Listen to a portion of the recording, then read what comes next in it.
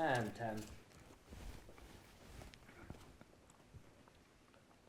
5, 4, 3, 2, 1. Hello and welcome to the Media Literacy Ambassadors programme. I'm Diane Kemp and I'm joined today by students from the Rockwood Academy who are going to be arguing for and against the proposition. Interesting, bearing in mind we're in a television studio, for and against freedom of speech. So this is going to be interesting to see how the against is going to argue for freedom of speech when we're in a television studio with the freedom of speech to have this discussion. So I'm looking forward to some interesting discussion here today. But let's start, Farhan, with you, because you're going to argue for the proposition that freedom of speech is a good thing. So, tell us why are you for it? I personally believe that freedom of speech is an essential part of daily life, because how else are you supposed to voice your opinions, whether it's regarding political issues, worldly issues, or it could be anything. For example, if you don't like this chocolate bar, but it can also range to many things, like if you don't think the government is doing this right or that. I believe it's very important because it's also a way where people can learn, specifically like if someone may have some racist beliefs or maybe some Islamophobic beliefs, going online and seeing how different people express themselves and their opinions, they can also learn from them. Because majority of the time when people are hateful towards people, it's just because they don't understand that person. But thanks to freedom of speech, it creates a better understanding between different groups, because online everyone's from a different background, different space, and it helps people. They can say what they want, whenever they want, in any way or form. And as long as they keep it respectful, freedom of speech is a very good, I think it's necessary, and it's a very vital part of social media. Yeah, well, I think you've put that really well. It's an important part of social media. We need to be able to speak. Adnan, how can you argue against that? Like you said, most people need to exert their opinions out into the world. However, some people might not be supportive of other people's beliefs and opinions. They might use freedom of speech to their advantage and post harmful messages like racism or Islamophobic beliefs, which might really put a negative tone on the person reading it, especially if they are from a certain background, certain race, or even like Muslim and so on. Yeah. So the problem with freedom of speech is that people say horrible things. Yes, most of the time, because out in the open world, most people don't have the courage to exert these rageful comments. However, online, they're behind the screen when no consequences may occur when letting out these harsh words. Yeah, I think that's exactly right, isn't it? So how are you going to combat that? Because we know that's true. People use social media. The freedom of speech on social media is basically the right to be really horrible, isn't it? Yeah, but sometimes the people that are given the freedom of speech and the other person is arguing towards them, but they're creating the problem, not the person that's giving the speech. And other ways then, not arguing back is blocking them online. If you see them, just ignore them. This shows that you don't want to argue or cause political issues. Right. How do you prove that, though? That's a really tricky one to prove, surely, isn't it? Because many people, they've been judged on how they've given speeches in life. So, famous people, they don't take advice on what other people say, and they carry on in life. Yeah. Well, there we are. So again, how are you going to argue against that? Because that's the reason why we need free speech, surely. I agree with him to an extent, because some people can be very closed-minded, and they will just speak freely without thinking that they might harm someone's feelings or offend them or their beliefs. Some people are racist, they go against others' culture just because they're different, but some people don't realise that everyone else is not the same and they're all unique in their own way. Right. But by not having freedom of speech, that doesn't stop those people thinking it, does it? It just stops them expressing it. And isn't it better to know that people are kind of saying horrible things rather than just thinking they do? Isn't it right that they should still be able to express it? It is right, but I just don't think that blocking someone is the straight solution. Because why would you go online to enjoy yourself or have fun when someone's just ruining your day? You don't want to block them. You don't want to feel that way in the beginning. Yeah. So although there are checks and balances, it's horrible to have to use them, kind of thing, really. Yeah. Which is a fair point. So I mean, how are you going to argue against that, really? I do agree to some extent, but however, freedom of speech can allow you to express about your culture, which can sometimes stop people from being like racist, etc. to you. So like you can educate them. Yeah. I mean, you know, if you go against freedom of speech, does that mean that you don't allow for what this group is saying, which is that you might educate others? What do you say to that? Isn't it important to have that freedom of speech because you might educate people who are these unpleasant trolls and racists and others that you refer to? Who wants to take that one? I'll say. Yes, sir?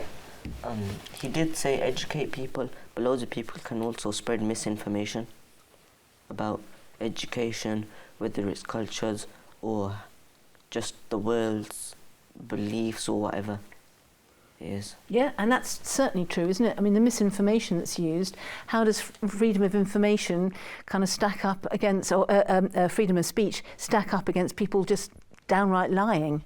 Without freedom of speech, they'd carry on to spread the misinformation through other matters, like other means. However, if they're educated about it, then they might eventually understand what's like right.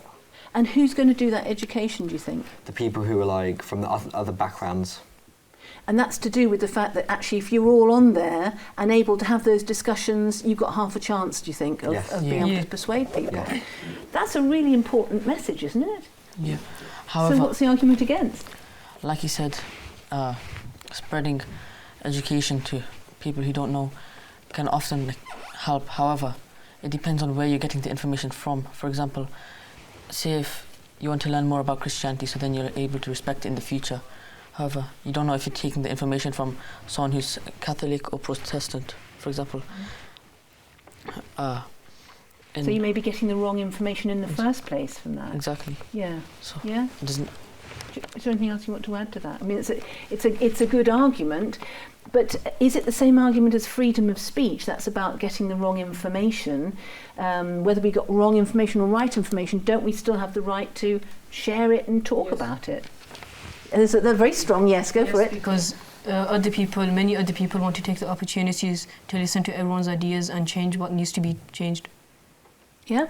Anything you want to add to that? I also believe that it's very important, and it's not only us that think freedom of speech is important, because millions, if not billions, around the globe have also agreed. Hence why it's one of our human rights as people to have freedom of speech. As he said, false information. What might seem like false information or propaganda to you might actually seem like something real, or it might, because everyone has a different perspective of life and a different way of seeing things. So you might interpret it one way, however, another person might interpret it another way, and it might benefit them. And as a whole, freedom of speech benefits not only us but society as a whole. For example, in many successful countries around the globe, such as England and United States, the freedom of speech is essential because we are a democracy and our political leaders have the freedom of speech. That's the only way they can persuade us. Instead of like countries such as like Russia, where they just like, or China or North Korea, where they're just forcing people to believe them. If there's no freedom of speech, if we can't speak out, how are we going to know, and how is our leaders of the country and the government going to know what we want? Yeah. I mean, what's your comeback on that one? I mean, we're now getting the kind of the notion of the world needs to have freedom of speech. How are you going to argue against that? Because that's important, isn't it? Sure. Who wants to take that on? Adnan? Sharing opinions are vital in human society. However, some opinions are just not meant to be shared. Like, for example, like, what you don't know won't really hurt you. For example, say if I have a severe grudge about, this is an example, not in specific, against a certain religion, and I go out and I start abusing that religion. In person, I might get abused back. However, online, no one really know who I am. No one will really target me. No one will find where I live, etc. And it sort of encourages people to be horrible because they feel they're hidden, perhaps, something like that. Is that your thought? Yeah? How do you answer that? Because that's definitely true. We get a lot of people who say things that if face to face, if you were sitting chatting to them, they probably wouldn't dream of saying, because, you know, faced with you, why would they say it, kind of thing? I think personally that that's with all things. Of course, it's close to impossible to have a perfect place where anyone can say what they want, because unfortunately there is some horrible people in our world. But generally, as long as it's a respectful conversation, freedom of speech is necessary, is needed for human, and is needed for society to progress. Anything further. else anyone wants to add to that one? Last word over here. Come on, you've got a very strong group of people who are standing up for freedom of speech around the world, actually, there. So, you know, anything final to add? Because I fear that you're losing the argument here. Like you said, nature impossible, however not impossible, it's possible. So, for progression, you don't always have to speak online and let your rageful words be heard by other people, innocent people who you've never met, seen, or know they exist. Just go face to face with who you have the problem with. Anything you want to add? How Adnan said earlier about misinformation about religions. Yeah. I don't think people should share their opinions about religions like that, because someone could just be watching the news and say a Muslim attacked a crowd of football supporters. Then that could be fake and could go on the news. Everyone would think bad about that religion, and it would everyone would give hate online, and I don't think you should spread that information. And of course we've had examples of that sort of misinformation. Yeah, that's why freedom of speech is important, so then you get to know what the other religion wants and like how they are represented in what they want. Yeah, they keep reiterating the same message about how people might say harmful things such as racism, but how did people before, because not till recently, probably 100 years ago, like racism was very obviously prominent and it was seen as normal, but without freedom of speech, how influential people such as Rosa Parks, Malcolm X, Martin Luther King, etc., they only stopped racism by freedom of speech through rallies, protests, everything. Without freedom of speech, no one knows what you want, and it's impossible, nearly impossible to solve any problems. Invoking Rosa Parks, I mean, this is like a trump card here, and I don't mean Trump as in anyone alive now, but as in the key card. So what do you say to that? Got one response to Rosa Parks, who, you know, famously got to the front of the bus. Back then, freedom of speech, right? It was never online, however, in person. It's true. She had the courage to face her fears, go outside and say no, decline her seat. However, now, our matter is in the hands of online safety and in the internet. Freedom of speech should be allowed outside in public. However, online can be really hurtful. In public, you are able to protest, fight for your rights, and etc. However, online, freedom of speech is mainly used for wrong causes. For example, these stereotypes about Muslims, how they're terrorists. Before the internet was made, none of these typical views really existed.